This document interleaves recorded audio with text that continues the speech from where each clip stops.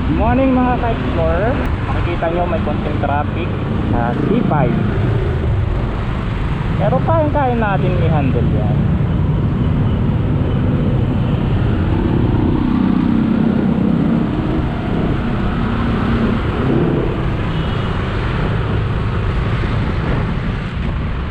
Hi buhay, may sarap mabuhay. Ayan po, may konting traffic lang. Buti na nakamotor tayo ngayon para pwedeng tumingit-tingit lang.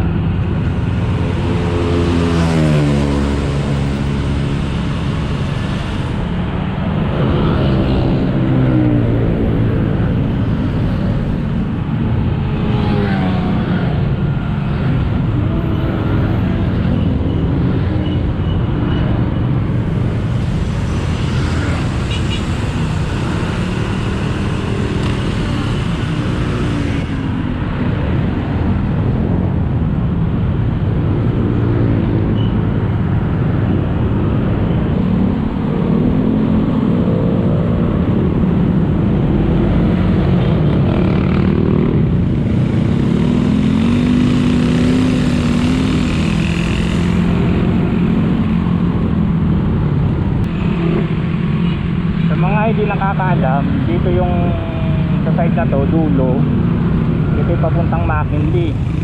Sa mga na may sasakyan dyan, kasi doon sa kantuan dapat lumipat ka na ng lane, kasi baka mahuli kayo ng enforcer. Kaya pag papunta kay McKinley, dito kayo sa way na to, kasi may nanguhuli dyan eh. Dito po papunta McKinley, kabila. Malala lang mga ka-explorer, dito lagi kayo sa kaliwa kung mesto pagpupunta McKinley. Kung hindi naman at hindi kayo papuntang McKinley, dito kayo sa second and third line. Ayan po, makikita yan, papunta McKinley po yan. Ayan po, ayan. Ito pong dinadaanan natin guys, yung C5 road. Puntang dulo po nito, papuntang Bulacan ata.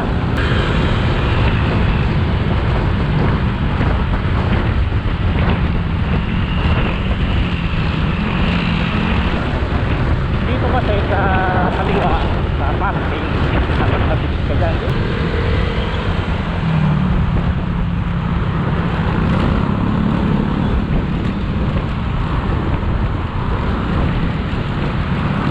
Mamaya po ituturo ko sa inyo papuntang Makati. Yan, sa mga hindi nakakaalam, kung dadaan kayo sa C5 road, dito po iusin lang sa Makati bago papuntang Pateros at Mandaluyong. Yan po, malapit na po kita. Yan po, makikita nyo po naman na may signboard dyan. Ayun o, sign. Dito kasi sa kanan papuntang Pateros, Pasig. Yun yung tulay na yun, papuntang Makati. Mag-u-turn ka, Kalayaan Avenue. Kaya kung hindi nyo alam, magkano na kayo, kasi may barrier dyan. Ayan o, U-turn Kalayaan EDSA, long and light vehicle, bawal ang truck. Yun ang pagkakaintindi ko ha. Correct na lang ako kung mali. Salamat.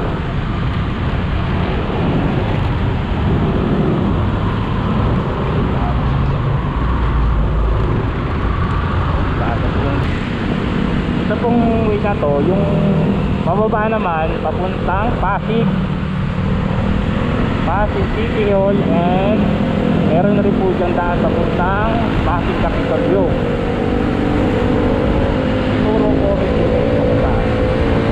Yan, dito, magkano na po kayo dyan? Kasi papuntang baba na yan, Pasig Capitolio. Yan po. Yan, doon. Baba. Yun. Nako, ka-explorer, nakita ko na naman yung crush ko. Kaya araw naniniwala ko kung dumaan dito eh. Kung nakikita ang crash mo, papabilis ang tibok na yun, sinay sa Sobrano. Highlight sa Sobrano, ako, nakilig na naman ako. Ang ganda talaga nila sa Sobrano. Wala ako nasa ano yun. Hindi mo lang nag-adjust sa sa Sobrano, kung man na sa akin, nakakalimutan mo na ako.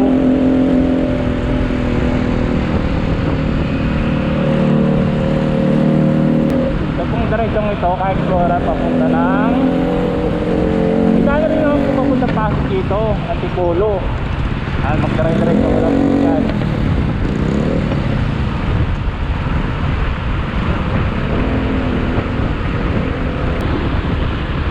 Wala po masyado sa natin mga ka-explorer. Natin po.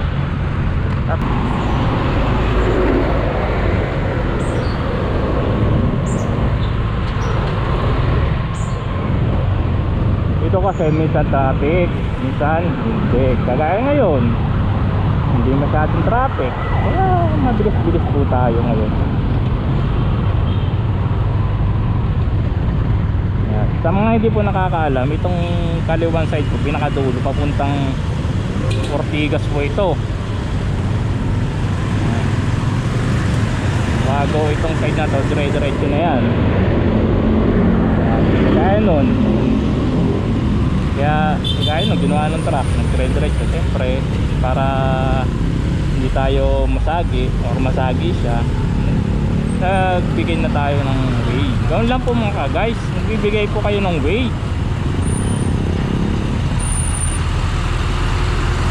Ito naman yung magbigayan, kasi malapit na ang Pasko. Magbigayan po tayo ng pagmamahal.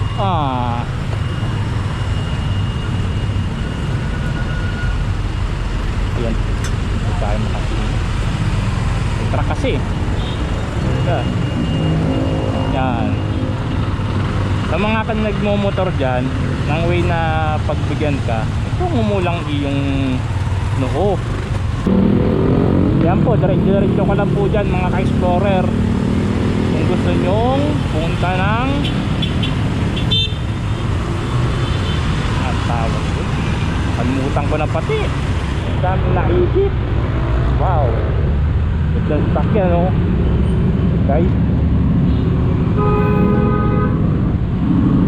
Ganda ng sakyan guys, oh. Pangarap ko rin yan kung yung sakyan. Pero hindi naman posible. Habang may buhay, may pag-asa. Tandaan yan, huwag lang kayo patulog-tulog. Kasi kung patulog-tulog lagi kayo, walang mangyayari sa buhay. Yan, magsikap kita mga guys, hanggat makamit natin ang pangarap natin. Ay, kagaya yan. Sino bang ayaw na merong ganyang sasakyan? Napakaganda sasakyan eh. Naku, mahirap gasgasan yan. Kulang pa yung presyo ng motor natin ata pag nagasgasan yan. Kaya nag-aingat rin ako. Hello mga ka-explorer, nakarating na po tayo sa parking area. Kaya hanggang dito na lang. Salamat. Bye.